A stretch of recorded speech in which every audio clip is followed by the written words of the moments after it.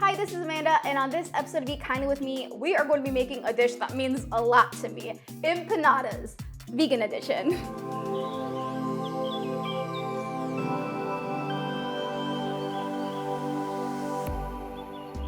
If you didn't know, April 8th is actually National Empanada Day. They originated in northwest Spain in a region known as Galicia, and they are now enjoyed all over the world. What's so amazing about empanadas is how versatile they can be. For example, in Portugal, they are popularly filled with chorizo, sardines, or tuna. And in Bolivia, they are usually filled with hard-boiled eggs, raisins, or olives. For any of you that don't know, I'm Mexican, and although a lot of regions in Mexico enjoy empanadas, they weren't particularly popular in the small village that my parents grew up in Jalisco. However, my mom's older sister loves making empanadas, and she has this dough that can easily be made vegan. So that is the dough I'm going to be sharing with you guys today. And for the fillings, we're going to be making 3: mushroom and spinach, creamy corn, and spiced apple. So with all that being said, let's hop right in. So of course, some all-purpose flour, vegan butter, some salt and baking powder. And how could I forget the secret ingredient? Mexican beer. So first, grab a large bowl. We're gonna start off by adding 3 cups of flour to the bowl, 1 teaspoon of baking powder, and 1 teaspoon of salt. So go ahead and mix these dry ingredients together. Once this is mixed, go ahead and add your butter, and we are going to be using ½ a cup. Cube this before adding it, and this is unsalted, by the way. And then go ahead and start working your dough. This is called a pastry cutter, and this will help get the butter dispersed throughout the flour. But if you don't have one of these, a food processor works as well. You know it's ready when you put your hand through the flour and you'll feel the beaded butter all throughout. So now let's go ahead and open up that beer, shall we? I have made this recipe with Coors Light. Yes, that is vegan. So is Modelo and Corona. So use any favorite beer that you have on hand. If you can't buy beer, if you choose not to buy liquor or use it in any of the food that you cook, I do have another recipe that I've tried that is super amazing, really good, and it'll give you an amazing dough as well. So I will give you 2 options for a dough recipe, and we'll link it down below. I am going to be adding this 1/4 cup at a time. You'll probably end up using a little bit over a cup. I'm gonna add another 1/4 cup. It's so satisfying seeing all the bubbles rise. It's already reacting with that baking powder. So after using a cup of beer, this is pretty much forming into a dough, but it's still a little bit dry. So I'm going to be adding about 2 tablespoons more. And then I like to knead this in the bowl for about 3 to 5 minutes. Okay, this looks about ready. So now I'm going to wrap this in plastic. Here it is, our little dough baby. Oh, how cute. So we are going to be putting this in the fridge for about an hour. And in the meantime, we could get started on the fillings. So the first filling I want to start off with is the spiced apple, because this one takes a little bit longer to cool. 3 medium-sized apples. I prefer Honeycrisp or Pink Lady, but you could use any apples you have on hand. We're going to dice our apples into 1/2-inch cubes. So the reason I love using Honeycrisp or Pink Lady apples is because I find that when I cook them down, they don't get overly soft. I just love the sweetness they give, the texture. You can definitely start adding some of your apple cubes to a saucepan. This is actually gonna condense down a lot when we're cooking it, and it'll just create the most savory, thick syrup too. Oh, it's gonna be so good. We're gonna add all of the ingredients into this saucepan. 1/2 a cup of sugar, 1/2 teaspoon of cinnamon. I like to add a little bit more, for good measure. 1/4 teaspoon of ground cloves. Cinnamon and cloves is an iconic duo. Now for the vanilla, we are going to be adding 1 teaspoon and 1 tablespoon of lemon juice. We're gonna be cooking this over medium heat for 15 minutes. Stir occasionally so the syrup doesn't burn. So you'll know the apples are ready once they're kind of shriveled. The color will be a lot more golden and the syrup kind of on the thicker side. And bam, we just finished our first filling. How exciting. So I just pulled out all of my ingredients for the mushroom and spinach filling. I'm going to grab a large frying pan, medium-high heat, and we're gonna add about like a tablespoon of olive oil. I'm going to start off by dicing an onion. You'll need 1/3 of a large onion or 1/2 of a small one. My eyes are burning, but I think I'm okay. I like to use 5 Baby Bella mushrooms. You could use white ones, but I love Baby Bella. By now, our oil should be hot, so I'm gonna add the onions to the pan. And we're just gonna saute this for about 3 minutes. All right, so we're gonna be adding our mushrooms, 2 cloves of garlic, and 1 tablespoon of soy sauce. This brings out a flavor in the mushrooms that is amazing, so good. If you don't love mushrooms, still try out this recipe because I swear it may change your mind. It's so good.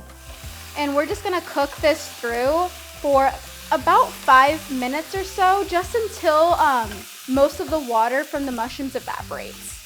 So lower the heat down about to like medium low, and go ahead and add 2 cups of spinach, or I also just like doing 2 large handfuls, 1 tablespoon of fresh basil, and 1.5 tablespoons of chopped flat leaf parsley. Season with some salt and pepper. So I'm just carefully folding the mushroom and onions over the spinach so it kind of helps with wilting it. Once the spinach is wilted, move it over to let it cool down. So I'm gonna go ahead and add this to a separate bowl just to help it cool down faster. So I recommend letting it cool for about 5 to 10 minutes. So it's been about 5 minutes. So now we are going to be adding about 1/2 cup to 3/4 cups of your favorite vegan cheese. I'm going to be adding Colby Jack. I just think it adds like a good amount of like sharpness, but not too sharp like cheddar. Now I haven't had lunch today, so I kind of want to go in for a bite. Wow, you guys are going to absolutely love this. Highly recommend. I'm gonna start pulling out ingredients for our 3rd filling. Can't believe we're already here. Okay, so for our corn filling, I would say this has the most ingredients out of all 3, but that's because it's super flavorful, and may I say, it's probably my favorite. So for this, I'm just gonna be grabbing a medium-sized saute pan, and I'm gonna set it over medium-high heat, and then go ahead and add about like a tablespoon of olive oil. So first, I'm gonna start off by chopping our green onions. And here we go again with the sensitive eyes. And now chop up 1 garlic clove. So first, I'm gonna add in the green onions, now that our oil's all hot. And then go ahead and add your corn. You're gonna be using this frozen sweet yellow corn. You could probably use fresh corn as well, but this makes it so much easier. And we're just gonna cook this together for about 3 minutes. All right, after 3 minutes, you can go ahead and add the rest of the ingredients. Our 1 clove of garlic, 1/2 teaspoon of mustard. Yeah, I'm using spicy brown mustard. 1.5 tablespoons of your milk. Small squeeze of lemon juice for a little bit of brightness, 1/4 teaspoon of paprika, 1/4 teaspoon of salt, 1/2 teaspoon of sugar, and then just mix that all together. And we're just gonna cook this for 5 minutes. Something I haven't tried before, but I think would be super good if you wanna like up the spiciness of this, is if you add some like diced jalapeno or maybe some like chipotle powder in there. I think that'd be amazing. All right, I'm gonna turn off the heat for this corn.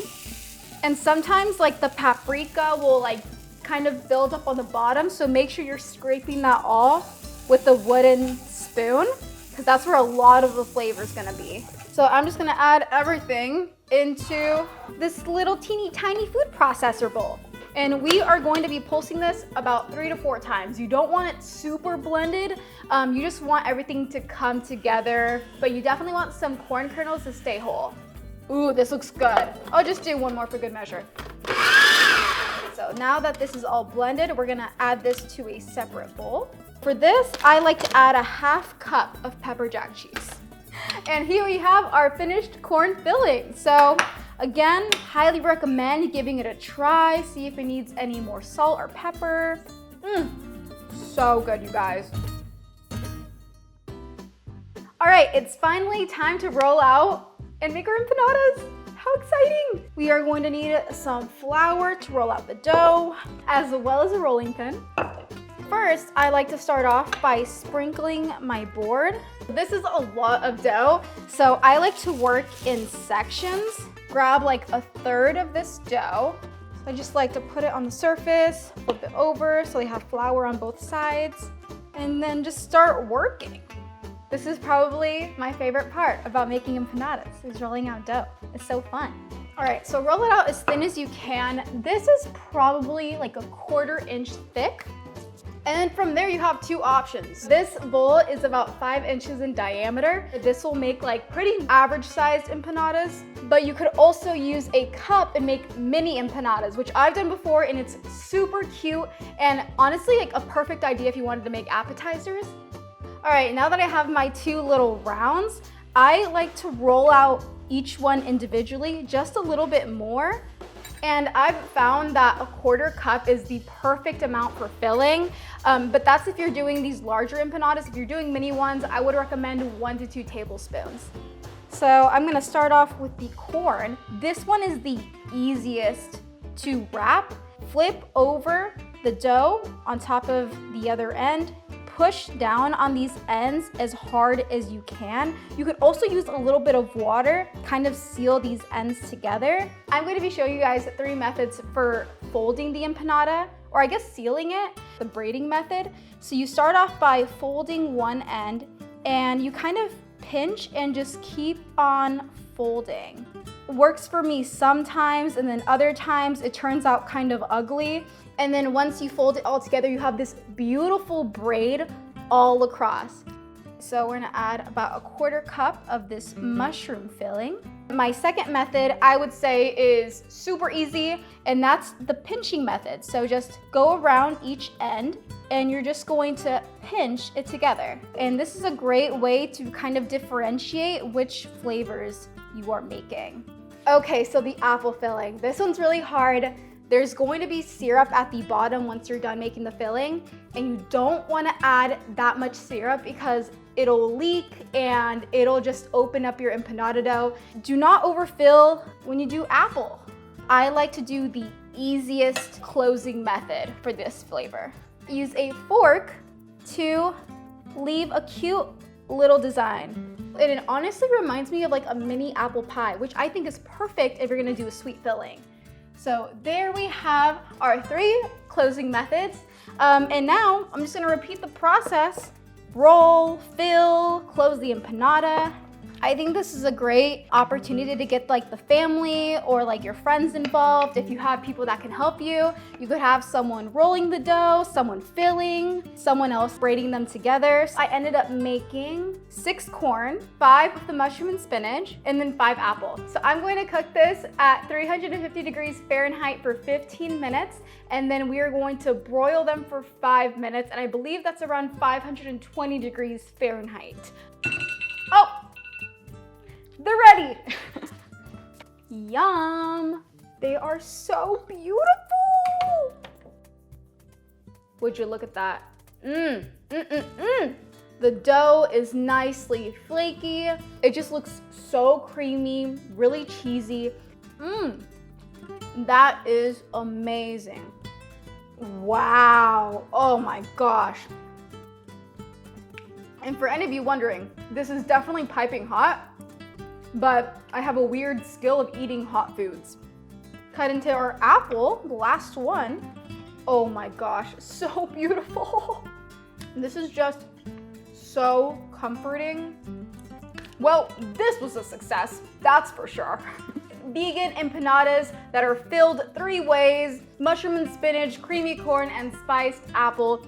Well, this is Amanda for Live Kindly. Thank you so much for watching. Please subscribe and hit that notification bell for more recipe videos just like this one.